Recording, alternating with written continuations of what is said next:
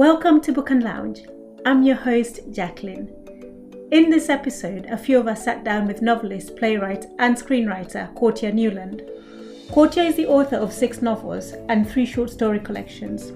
His play productions have featured in theatres across London, and he was recently screenwriter for Steve McQueen's Small Axe series. In this episode, we talked to him about his latest novel, A River Called Time. Let's join the discussion. Thank you to all of you for taking the time to join. I know it's a lovely day out there and you're stuck indoors, so thank you so much. We have Jenny, Katrina, and hopefully Taiwo is going to join us later. Mm-hmm. And our guest today is Courttia Newland. Mm-hmm. And today we're going to be talking about your book. I think it's your latest book, isn't it? A River Called Time. Yeah, well, I mean, kind of. Like, I've got A River Called Time came out last year. And then Cosmogramma, a collection of speculative fiction short stories, came out this year. So it's kind of the book before my latest book. Because they came out so close, it counts, you know. Why, and how did you manage to get them out so close? Well, I mean, I did a 2-book deal, so they were always meant to come out one after another. But because of the pandemic, A River Called Time got pushed back. Uh-huh. So because it got pushed back, this was supposed to get published. River was supposed to get published in 2020. When was the pandemic? 2020. Started in the beginning of 2020, didn't it? So 2020 it was meant to come out, and then Cosmogramma was going to come out the year after. Because it got pushed back, they ended up coming out the same year. So. Uh-huh. Okay. So yes, A River Called Time. So this is your 6th novel, and along plus the collection of short stories.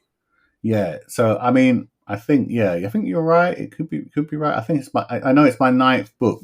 Well, it's my 8th book, and Cosmogramma is my 9th book. So yeah, I've got 9 now.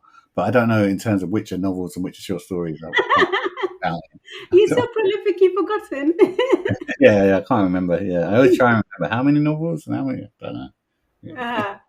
So I guess if I could start by asking you just to tell our listeners what A River Called Time is about, because if I try, I think I'm going to confuse people.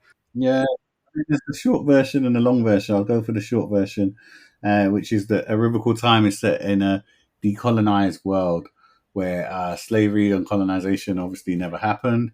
And because of that, the astral projection and ancestral worship and, basically African cosmology has become the dominant religion. And that's my short form. My short form description of the book. And it's a long book. It's whole 445 pages. Yeah. And I'm just curious to know how long it took you to write it from beginning to end. Yeah. From beginning to end, to be honest with you, it took me about 20 years. Wow. Yeah. So I started it around... Well, it took me 19 years. I started it around about, I'd say, 2002. I had the initial idea for it in 1997 after I'd written The Scholar. That's when I had the first kind of seed of an idea.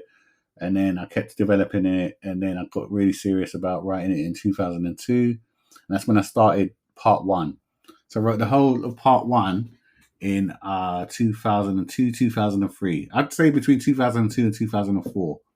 And I remember that because Snakeskin was out. So during that time when Snakeskin was out and everything, I was writing A River Called Time. I wrote up to part 1 and maybe the first chapter of part 2, if I remember rightly, or maybe it was all of part 1. So as it stands in the book, it was different in the book, I think. I think the last chapter of part 1 was actually the first chapter of part 2, the way I'd written it before.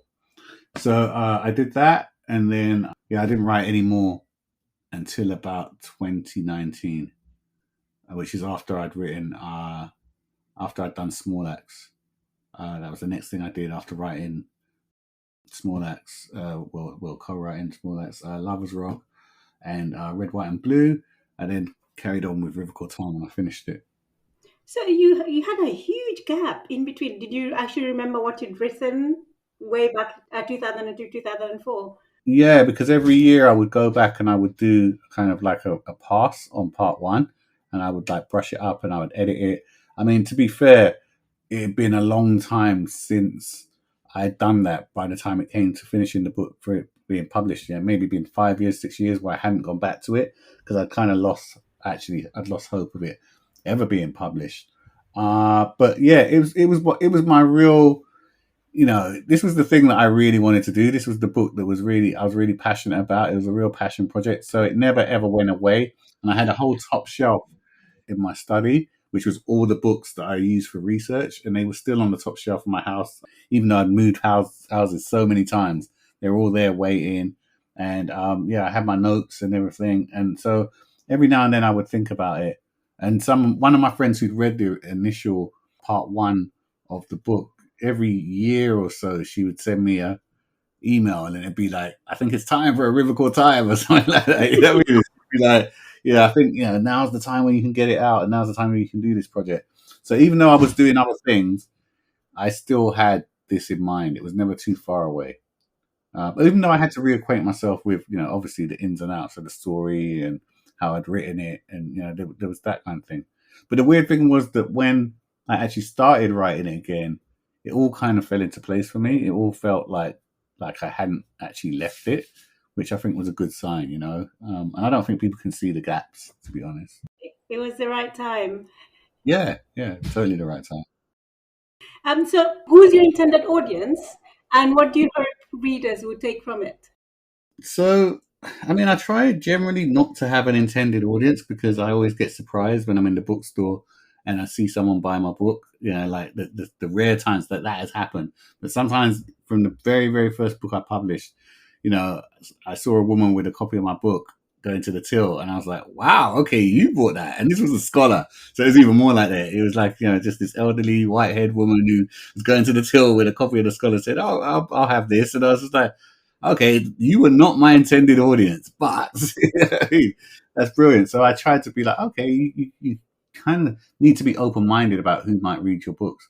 But I suppose, I mean, every author thinks people like themselves, which I think people who are open-minded about the different paths and avenues that science fiction and speculative fiction can take, people who are looking for something a little bit different from science fiction and speculative fiction in terms of like the kind of characters and the kind of people that you would normally visit in these stories, people who would like to see diverse characters and diverse representations of culture in books, people who are into African futurism and Afrofuturism, as it's called in the States, people who are into that but haven't seen anything from Britain and would like a bit of representation from Britain and a bit of our realities kind of in those kind of stories, people like that. Anyone who's into that kind of thing, then yeah, I think that those would be an imagined audience for myself. It is speculative fiction, and it's not normally what I guess publishers expect from Black writers. And so that's sort of where that question is coming from. And I just wondered whether or not you had any issues getting it published, given as this is not what they normally expect from a Black writer. Yeah, I had 20 years of issues, basically. I mean, part of the reason why I couldn't get it published is that nobody would publish it, and I was trying with many different agents, many different publishing companies, many different editors to try and get this book out. But it was like, I think in 2002 to 2004, when I was trying to get it out then, it was definite like, no, there's no market for this. People said things like, isn't mysticism, which is what they called African cosmology, isn't mysticism inherently un-sci-fi? Is it in complete opposition to science fiction?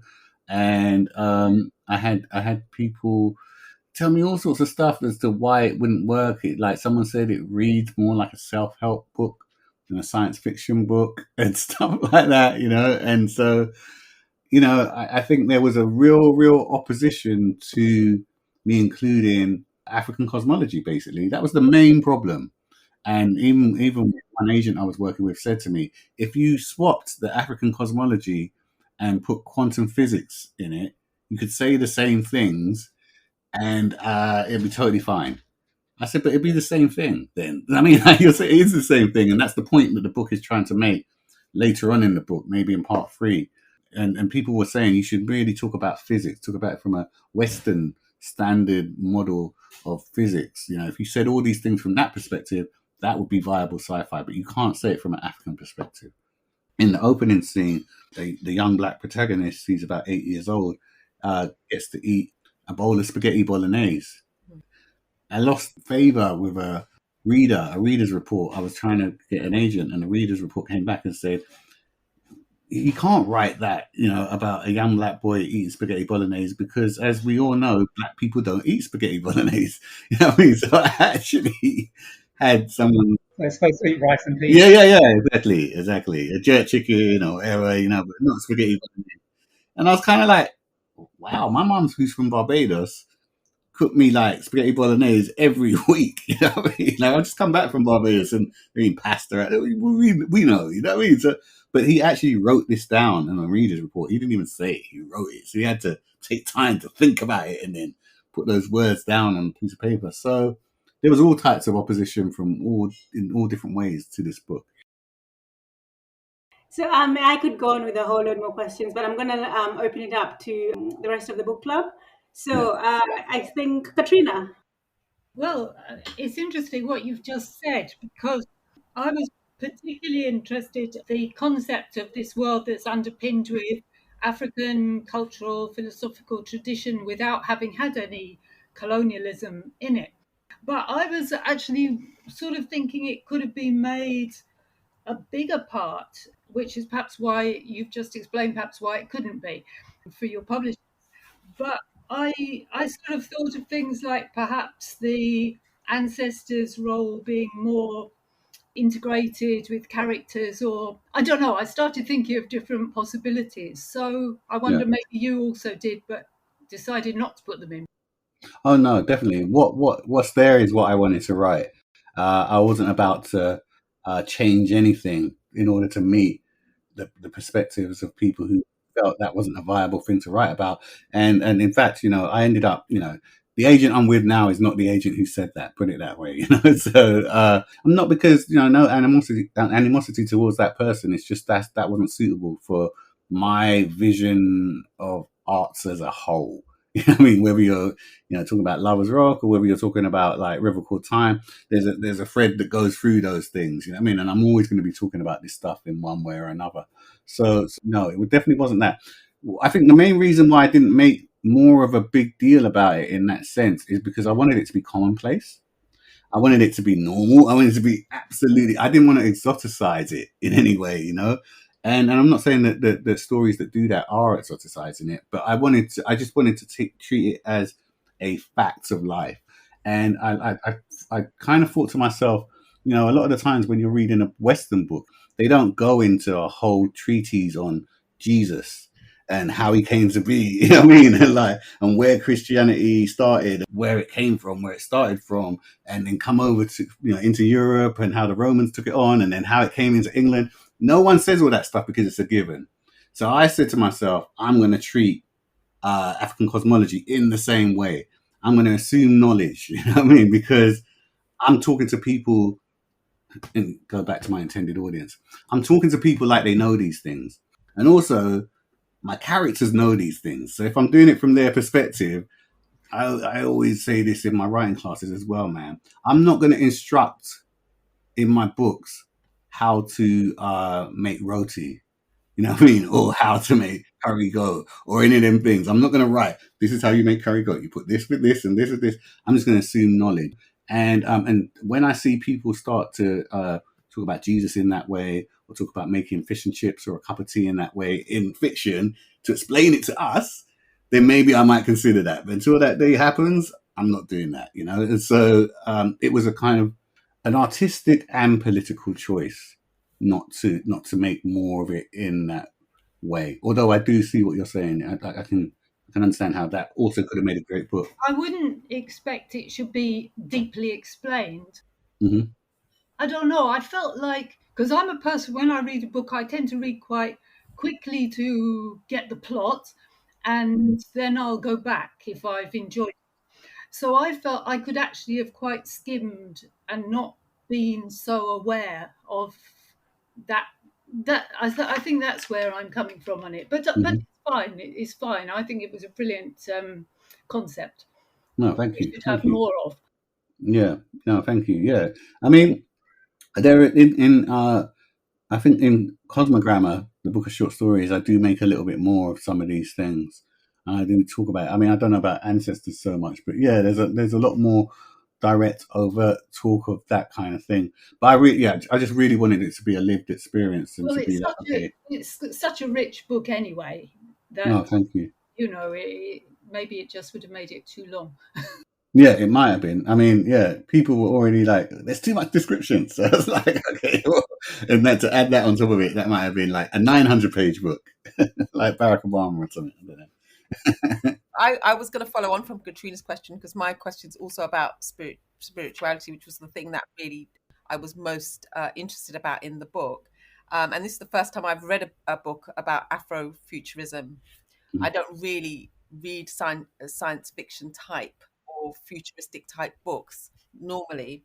So in the book, there's already an acknowledged theme of spirituality, and you link chakras and meditation to futuristic ideas throughout the book. So, for example, when you talk about the pod and not meditating correctly or receiving information through the chakras, I thought that was so interesting. Can you explain more about this theme, and if you are a spiritual person yourself? Yeah, that's a really good question. They're both really good questions. But I just wanted to acknowledge that as well. So, yeah, am I a spiritual person? I think to a certain degree. I'm always a little bit like I'm wary of being part of anything that's like a mass thing. You know what I mean? I think it comes from being disillusioned with religion when I was a kid. Because I encountered racism and religion, and then I found out about colonialism and all that, and that kind of was my first, because I was really into it when I was a kid. I was into the Bible, I was into going to church, and then that happened, and it kind of put me off. And ever since then, I've been a bit cynical about things. So I never want to be. I suppose this can happen with anything, and I'm not saying it did happen with spirituality, but I don't want to be indoctrinated in any way. So I always step back a little bit. But yeah, I definitely believe in those things. But it's funny because for the book, I felt like it was less a case of me of like I didn't have to prove or disprove these things. I was saying to myself, okay, Courttia, this is just a story for the purposes of this book. This is just a story with these really, really brilliant themes and this great cultural underpinning which spans thousands of years. And if you take it in the same way, treat it in the same way that people treat the Arthurian legends, you know what I mean? Or and take these great things and these great characters, and use that as the underpinning, and don't try in the book to prove your own belief system. You know what I mean? Just accept it as a given and then just write it, and that kind of speaks to your earlier question as well. And so that's what I did. And I was like, okay, I'm gonna treat it in that way and springboard off of that into all kind of flights of fancy and all kinds of ideas and stuff like that. And that's where the pods came from. I was thinking, okay, because I've got to make it sci-fi in the sense that how would people use this knowledge and stuff in the future? All we've got, the only texts I've got and the only things I know were, ancient times, like old times. I wasn't really even sure how people are doing things now in the present. It was hard to find any kind of dialogue or discussion about how people are using things in the present. I only knew what people did back in the day or in the villages, our elders, how they used to deal with it. Malidoma Some and people like that, those were the only things I could find written down. So I had to speculate as to how it would be in the future. But it's really funny. As I was writing the book, I used to go to the gym quite a lot before COVID, and my gym instructor sent me a picture of this. Basically, in the book, there's the medis. Yeah, the medis are actually real. That actually does. There's a guided meditation thing that you can put over your eyes, and it's supposed to help you. It's like a Headspace. I don't know if you know the Headspace app. Yeah. So it's like that, but it's supposed to be guided meditation that actually you put over your eyes and stuff. I couldn't believe it when I saw this, when I was sent this. I was like, wow, I'm writing this book and I've been doing the pods and everything. I was like, that's what I've been writing about. Yeah. So I think we are coming to the point where these things, the technology is aligning with people's wants and needs in those areas, Yeah. And I just riffed off that, and started to kind of have ideas around that. But it was always fanatically based on spirituality. So I don't know if that answers your question. No, that does. Yeah, thank you. Oh, brilliant. So Courttia, is that almost a thing of personal faith versus organized religion? Yeah, definitely. I always felt like, I believe in God in whatever way you want to kind of describe that, but not religion. That was always my thing. And even before I encountered, I started to really get deep into finding out about African cosmology, all the stuff I didn't know growing up. And also like the idea of God being this kind of like nebulous thing, being something that no, it's not a man, or like something way beyond our kind of abilities to comprehend. That's what I always thought, even when I was a kid. It tapped into things that I'd already kind of believed and speculated on myself. A lot of things just align with the way I felt about the world as well, like intuition and instincts and trusting yourself, and it just made sense to me, as well as it being part of our heritage as well. I thought, I'm going to learn about Islam, and I'm going to learn about Christianity, and I'm going to learn about Judaism because I'm interested in all those things as well. Why not? I don't investigate this as much as I would investigate any of those things. And then in doing that, I found all these links.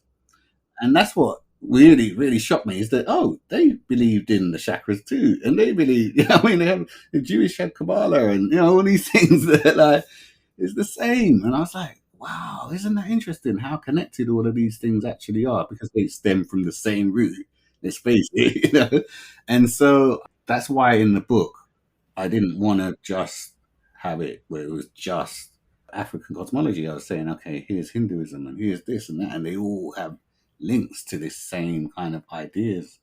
And I thought that was super interesting. Yeah, no, that comes through. That's why I thought that you must be a spiritual person to have written in that way, because of the way that you described all the different aspects of spirituality, linking them together in that way. Yeah, I definitely have a belief, but I'm not a hardcore kind of like I don't meditate enough. I think during the writing of the book, especially part one, I was meditating a lot and doing all of that kind of, and I don't do that as much. But my belief hasn't changed. I still believe in it. Yeah. So you said that the book is a decolonized world. Yeah. However, in part 3, we come to the present. Now, for me, that really, really threw me. I was not expecting that at all. And I just wondered what the reason was behind that. Why did you decide to set part 3 in the present and actually talk about slavery and Heart of Darkness and all of that? It was like such a cool idea to me, because most sci-fi things, you start off in our world, right? And then maybe you go somewhere else. If you're going to go between worlds, if you're going to move between the present and this imaginary world, this imaginary future or alternate world, you start off, you set your ground in like, this is reality. And then you go into this other world. I was like, what if you just said this other world is reality, this parallel world is the reality, and our world is the one that's the alternate world? You know what I mean? I just thought, what a cool idea. That was the first, to be honest with you. I was like, that'd be really cool. And it would be such a shock and a twist. And so, yeah, especially after you've spent so much time in the alternate world to us, that when he goes back to the alternate world, that feels more comfortable than our world. I read some reviews and they were like, that was the best part of the book because that was the more well thought out. And I was like, no, it wasn't the more well thought out. That's what you felt comfortable with. You felt comfortable. You're like, oh, thank God, racism is back. That's what I thought, They were like, oh, yes, this is what I recognize. Yes, we are the center of the world. All these white supremacist reviewers were like, oh, that was the best part. Like, your colors are showing, bruv. Yeah, it made me laugh a bit. Yeah, that's what I was first initially intending to do. And then once I got into the book, and once I got into part 2 was the hardest part of the book for me, intellectually and actually writing it, just because, I don't know, there's something about part 2 where I was like, okay, part 1, he's like this guy that doesn't really know anything about these things and he's learning and stuff. Part 2, he's in it, and getting that across, and the world, the environment and everything being really total. He's in this very small part of the arc, but it's this whole complete world and he's fully embedded in this belief system in a way that the other Marcus isn't. That was the hardest part. Then I started thinking, if I'm going to write a decolonized book, I want a part of the book that actually shows what happens when you reintroduce colonization. See, I wanted to talk about race, but I wanted to talk about race in a different way. And I'd always liken it to, say, if you're trying to find your allergies and the doctor starts to take away the things that he thinks might be causing your allergies. I'll take away this and I'll take away that. Da, da, da. And then what we're going to do, we're going to reintroduce them slowly and find out what's ailing you. I felt that would be a better way to talk about race if we reintroduce colonization, we reintroduce someone who's wrestling with all these thoughts. People might understand it a little bit better rather than having to talk about it throughout the whole book. So it should be a bit of a jolt and an awakening for people to be like, wow, yeah, either we are dealing with this system ourselves, this is the reality, and these feelings are valid. These feelings of I don't like reading Heart of Darkness or anything, it's okay if you do like it, but if you don't like it, you're totally fine. You're not abnormal or anything. It's all right to feel that way, but also just, for people who don't know what that's like, for them to have a better understanding of it, of how it feels from someone's point of view who does feel that. So that's basically was my reasoning. And it is like my favorite part of the book. I've got many favorite parts of the book, but it is my favorite part of the book for that reason, I should say. And one thing that I really loved was that the reviewers largely didn't give it away. They were very keen. I didn't say, please don't speak about this bit, but in my heart I was like, please don't speak about this bit. Don't tell people that bit happened. I don't read from it ever. I don't anything, and I want it to be a shock to people. So yeah. Would you say your aim was therefore to educate? No, not first and foremost. The aim is just to make people feel right. You want people to feel it rather than to intellectualize it, So and again, that's a part of the reason why I don't. I keep things back. Like I try not to talk too much and explain too much in books. I just want people to feel what it actually feels like more than to educate. I suppose that is a form of education. Maybe I'm just being I'm over intellectualizing that. But yeah, but I wanted people to acknowledge it actually more than educate. I suppose acknowledge. Oh, this actually happens. This is something. This is valid. Whether it's us or other people. I think we validate a lot of feelings ourselves in order to get on. We say, oh, that didn't happen. That didn't happen. No, I'm all right. That didn't. It's like putting a scab over a wound, It makes you very hard to it. But sometimes I think you have to feel it and acknowledge it, So because A River Called Time is about colonialism and slavery not occurring, and yet despite that, there's still this injustice that persists. In fact, even the Ark itself, it's advertised as a haven, but it contains deep inequalities that mirror the outside world. So I was wondering whether you believe that social inequality is an inevitability, or whether your view of humanity is one of optimism or pessimism or maybe something else. I think that's another really great question. I think it is slight pessimism, to be honest with you. In researching this book, I looked at, obviously very many world societies, and I found it hard to find, a society where, in terms of historical terms, where things were equal, and poor people were treated well, and there's always this kind of hierarchy. We always seem to manage ourselves into some type of hierarchy. I believe that I am writing about being human from a Black perspective. Yeah, that's one of the things I had to comment on. Like I do feel that if it wasn't race, they'd have probably found something else. You know what I mean? They'd have found something, or we'd have found something. I don't think any of our societies in antiquity were perfect. I don't think anyone was ever trying to say that. You know what I mean? Like, we know that we were human beings first. Yeah, we always organize ourselves in these kind of stratas based on sometimes really arbitrary things. So I wanted to talk about that. And I did want to talk about class in Britain. It was a way of saying, okay, so these things are happening here. Isn't it kind of like what's happening in the UK? In terms of, even you guys were talking about, we can't afford to live in London, so I'm going to move out to the suburbs. Like I was imagining that everybody was living in the suburbs, and in the inner city is like, a lot of rich people in the building. We're kind of going that way, and so definitely a mirroring of where we are in Britain, but also just all over the world. You can see it happening. It's the same things. So yeah, I'm interested in class greatly, and it's part of my identity as well.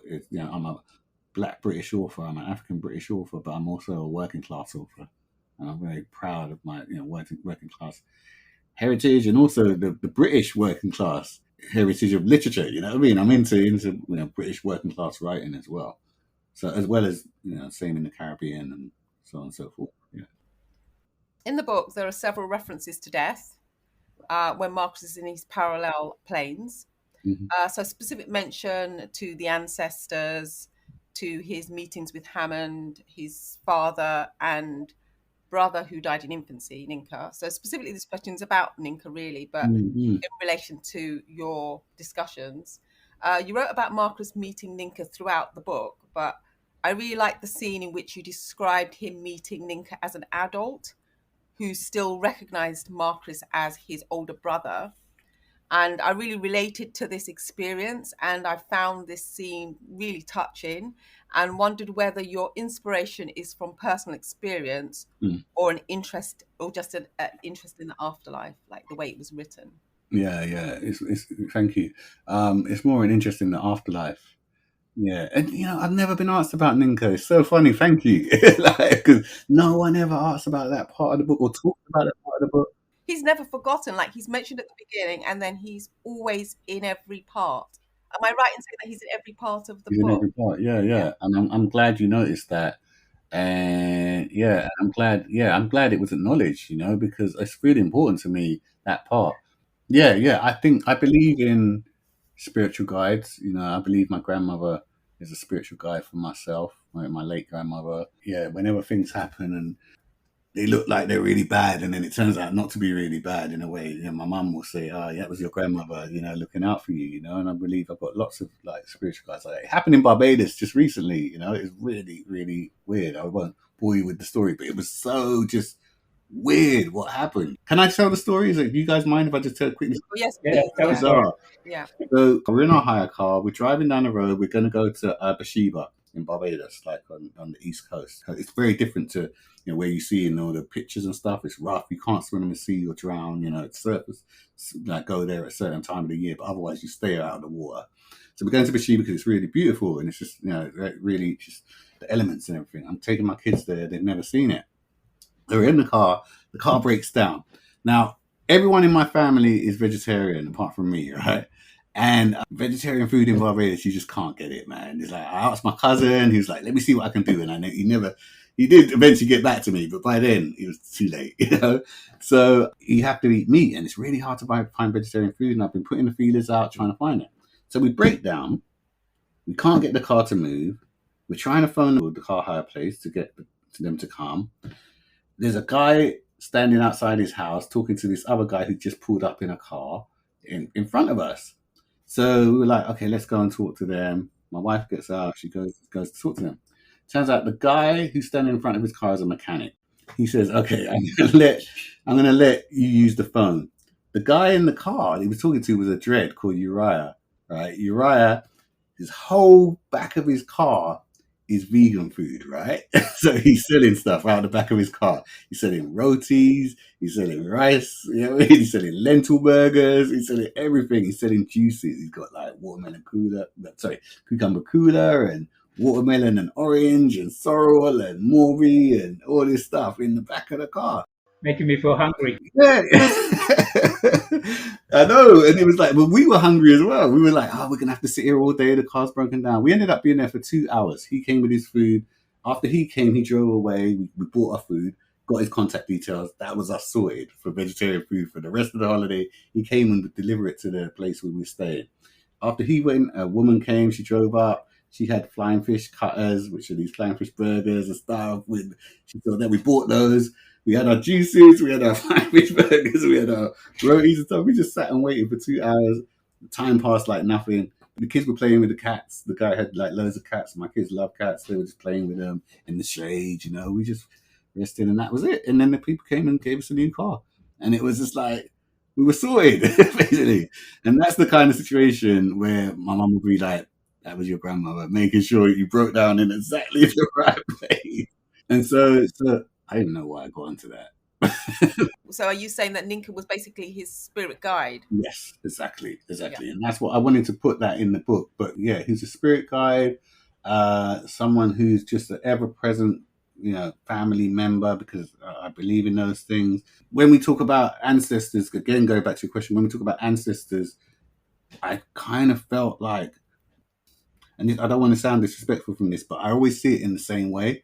It's like, you know, we talk about like Shango, and we talk about, you know, like the big deities and stuff, but we don't generally talk about those family members who I feel are there for us, and I feel their presence all the time, not just my grand, but loads of other people that are direct descendants and stuff. And I just wanted to incorporate that into the story in a way that wasn't like, oh, you know, bashing you over the head with it. So he's just a presence that's there. Yeah. And I know in Western storytelling tradition, you would be expected like he's going to do something. You know what I mean? But he's not there to do something in that way. He's there to just shunt people here, this way and that, you know, Yeah. and that's about it. Yeah. Yeah, no, that was nice. Yeah, I like that. Brilliant. Thank you. Would you say it's like the equivalent of a guardian angel Yes, then? totally. Yeah, that's the Western equivalent. Yeah, it's a guardian angel. Yeah. But yeah, this is the thing, in a Western story, they would come down and it would be like a Christmas Carol or something like that. You know what I mean? And they come down in a beam of light and whatever and all this stuff. And I love all that. You know, it's like one of my favorite stories is A Christmas Carol, you know, but just trying to do something different and trying to do it in a way that's not so it doesn't signpost itself in that way. So then these recognizable tropes that you'll be like, oh yeah, I know what that is. I want to kind of just muddy it a little bit. Yeah. I guess my reading of it was a bit warped compared to Jenny, because I thought that the dog, remember the dog that he kept seeing in whichever universe he was in? I thought that was the guardian. The dog is too, in a completely different way. The dog is definitely, the dog is like, the dog was a representation of like Alegba. And he was the kind of being that existed in the different time zones, you know what I mean? But also he was showing him the way. The dog was showing him his way. His brother wasn't doing that in that sense. His brother was guiding him in a completely different sense. But the dog could, like, you know, lead him, like he literally did in part 3, lead him to the place where he can then, he does it in part 2 as well. He shows him where the cross streams are. So that was his job. He was the keeper of the way, the dog, showing him the way. So yeah, definitely you're right about that. But there was 2, but in different format. Can I ask a question about the cover art? Oh, which one? Which one have you got? It's, because they're different binding formats. I read the hardback edition, which has a plain white background, and then it might be kind of like a meandering river. Maybe it's a cosmic or celestial river cutting into the Earth's surface. And there's another hardback edition that has a picture of a cosmos. And then there's a paperback edition that looks like it's got a design or a style of, what you see when you look at a lava lamp. Yeah, exactly. So I was wondering whether you were involved in the cover design, and if so, which version is your favorite? I was slightly involved in the cover design. I can be a bit overbearing where cover design is concerned, because I've had some bad ones. This time I was like, let me just step back and let them do their thing. You know what I mean? Like, you're grown now. You don't need to be in people's business like that. And then I think his name is Valery. Valery Rangelov. He designed both of the UK covers, which was the white one with the meandering thing, and this one. And the white one was an artist. The one with the white cover and the meandering purple bit was an artist that had just done that piece. They'd already done that already, and we would it. So we licensed that to use it with the book. In fact, when I saw it the first time, I was a bit like, I'm not sure, to be honest. You know what I mean? Because it was so. I loved it. It was really perfect, but I was just like, whoa, this is so different. Like, it's not going to look like any other book that's on the shelves, but I suppose that's what you want. And it was so simple as well. I was like a bit like, oh, okay. And it took me a minute, but yeah, I really, really love it. And then, Valery, I think he won an award. I think he won the best sci-fi cover art award for that white cover. Yeah. So of last year, I think it was, or this year, I can't remember. But he won an award for that. And then when this one came out, when he showed this one, I was like, oh my God, how are you doing this? Like, how are you managing this? He's a really great cover artist. And I really love both of them. Yeah, they're amazing. And Taiwo, I think you wanted to discuss women.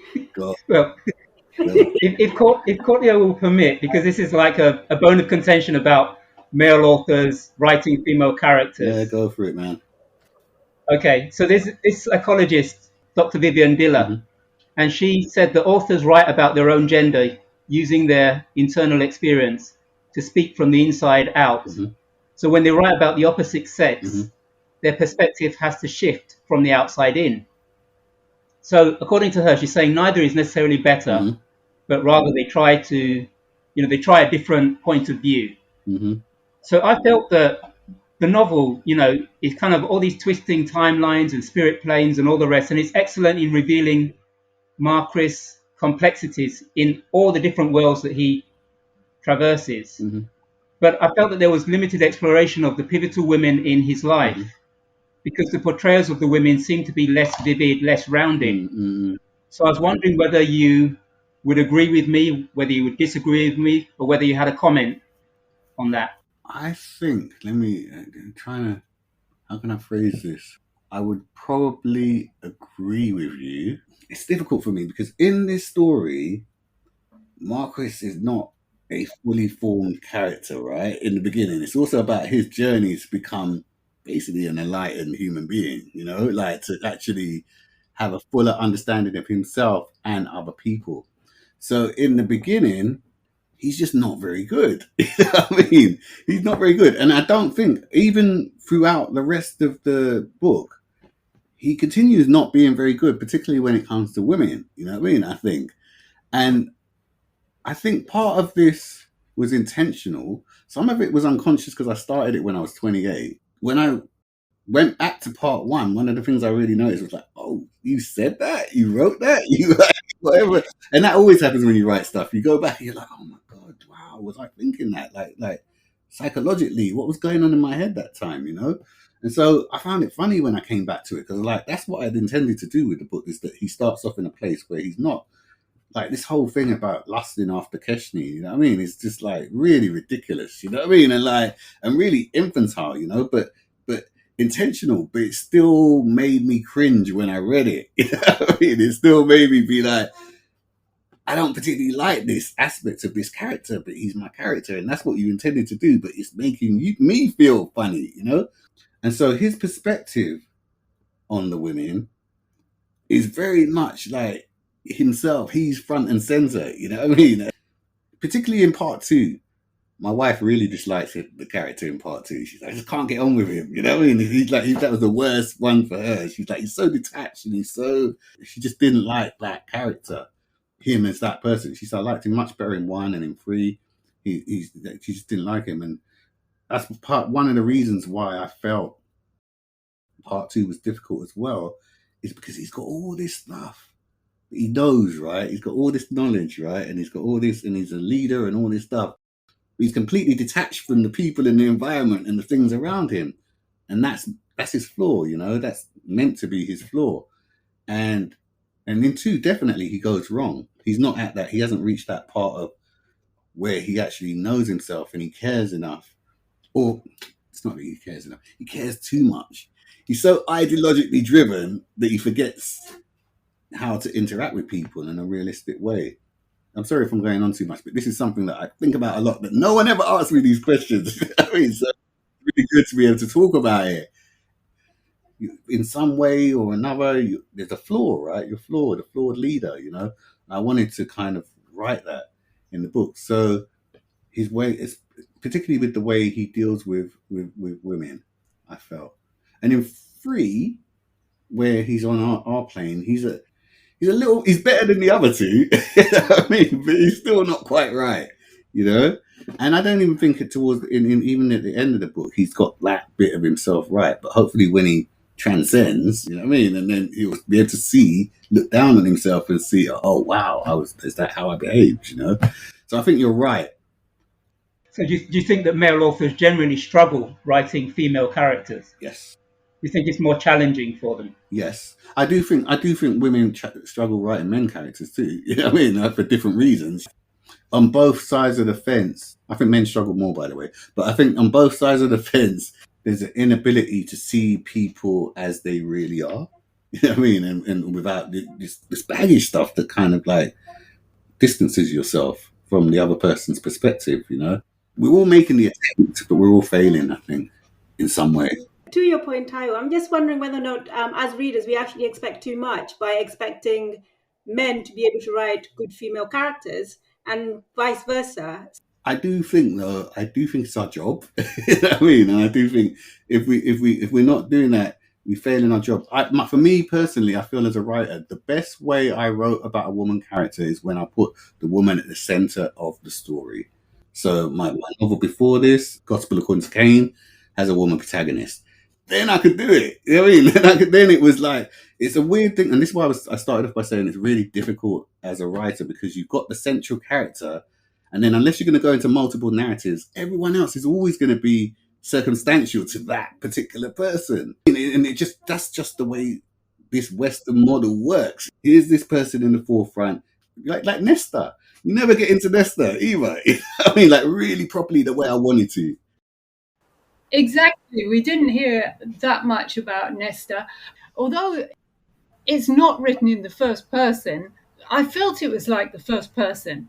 I read it as Marquis is the one who's telling this story. So I guess that, like you were saying, inevitably the other characters are not so explored. I always fight, like, am I going to do multiple narratives? I've never done a multiple narrative book. I wouldn't say I'll never do it, but I have an issue with multiple narrative books, which is just structural, really. And so I always choose to take this one person and tell their story. But the limitations of that is that everybody else's story gets overshadowed by this one central sun person, and everyone orbits that character. And so it's a failing. That's why I said you're right, because it's just a failing of that approach. The only way of dealing with it was in, either in short stories or either in a novel. Or the one novel I've done from a woman's perspective, because I'd only had one I dared to attempt, and it was even then I was like, okay, here we go. I'm going to try and write from a woman's perspective.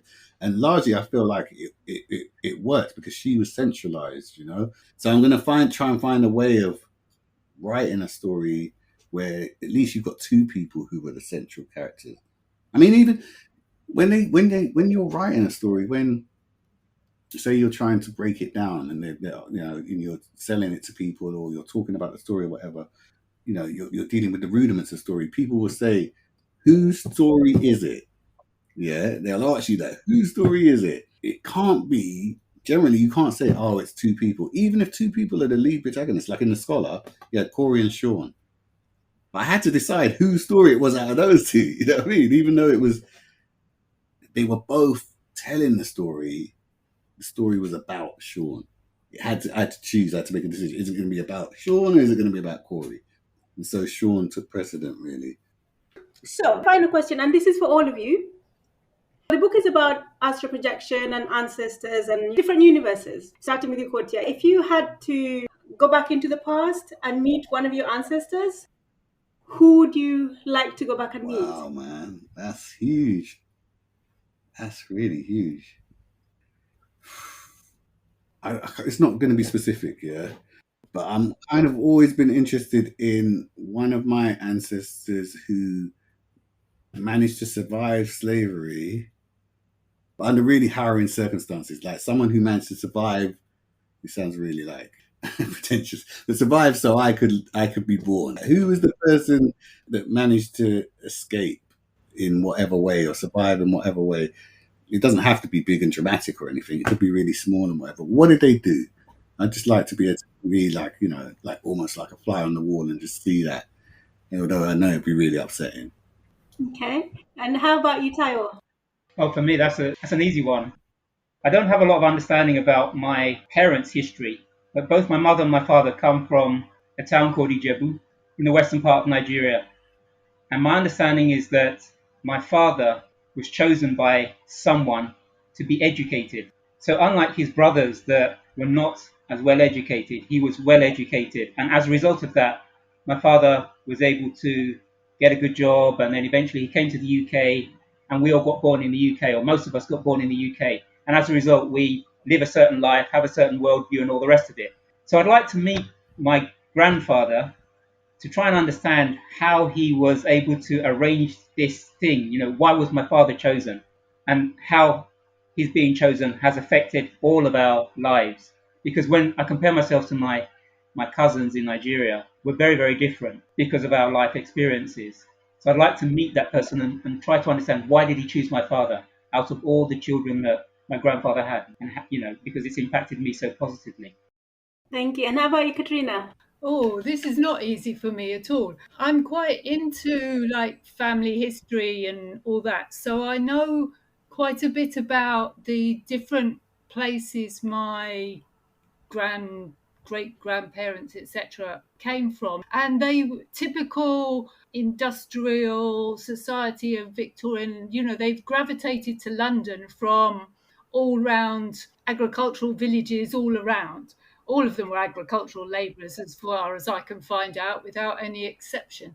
So really, I'd be happy to pick any one of them to hear about those transitions they made. To me, it's quite interesting because it's sort of typical of what happened to so very many people. They weren't at all unique. They were doing what lots of people in the South did. And except, I suppose, one side where there's ancestors who came from Italy and married somebody, a French woman, and then they came to live in London in about 1901. So all these people interest me. I don't know how to pick from them. And finally, Jenny? Well, that's a really interesting question that I was not expecting. But thinking about it, just whilst other people have been talking, I have my mother's great-grandmother, so my great-great-grandmother, married a white man when she was in Ghana, and she had 7 sons, and this man that she married was actually a slave owner. So I would like to go back and find out from her whether she wanted to be in that marriage, how did it feel being in that marriage. And I've actually been to the house in which they lived. My mother took us back there many years ago. And in the house, there's like a basement, and there's like a tunnel that leads to the sea from the house.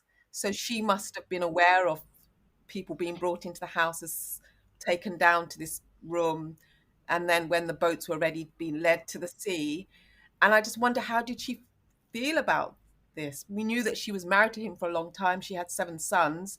And my mother is a direct descendant of that marriage. So I just would be interested in how she felt in that relationship, whether it was something she wanted to be in, and how she felt about what she knew was happening. She must have known was happening in the house. That is a story and a half, man. Wow. Yeah, that's deep. Yeah. I mean, I won't say what his name was, but my sister's actually done some research on her husband. And but I haven't really looked into it because I find all this stuff very heavy. I have bad dreams and sort of bad thoughts when I think about it. So I don't want to delve more into it. But I'd love to meet her. Well, you guys all have really interesting histories. So I just really want to say thank you so much, Courttia, first of all, for joining us. No. You have to tell us yours. You can't just go like that. You have to tell us yours. No, we see what you're doing. I guess probably maybe my actually both my grandfather and my great-great-grandfather. My mother's father, because I never met him, he died before I was born. So I have no recollection of him whatsoever. But I think before him, I would like to meet my great-grandfather or even great-grandmother, because they were living in Uganda at the time before the Europeans arrived. And so I would want to just have a chat with them and then just find out what life was like before the Europeans arrived, how they lived, what society was like. Most of what we know about African countries is written from the Europeans' perspective. And that's not the true story. So I think it would be good to actually speak to someone who lived before the Europeans arrived. But anyhow, thank you all so much for sharing your stories. And also, Courttia, so much for giving an hour of your time to talk to us about A River Called Time. I have really enjoyed the discussion. I had quite a few questions as I was reading the book, and just having a chat with you has answered some of those questions for me. Yeah, thanks for the questions. The questions were very brilliant, and it was really nice to. Thank you so much. I was thinking, because I haven't spoken about it for a few months or so I was like, will I be able to remember stuff about the book and everything? But it came back, and also it was just really nice to just talk about my intentions with the book as well a lot. And the questions were amazing, really great. Thank you. Thank you. Thank you so much, Jenny, Katrina, and Taiwo, for the really interesting questions. And finally, thank you very much for listening. If you enjoyed this or any of our other episodes, please leave us a review on Apple Podcasts or Spotify. And don't forget to share. Till next time, bye-bye.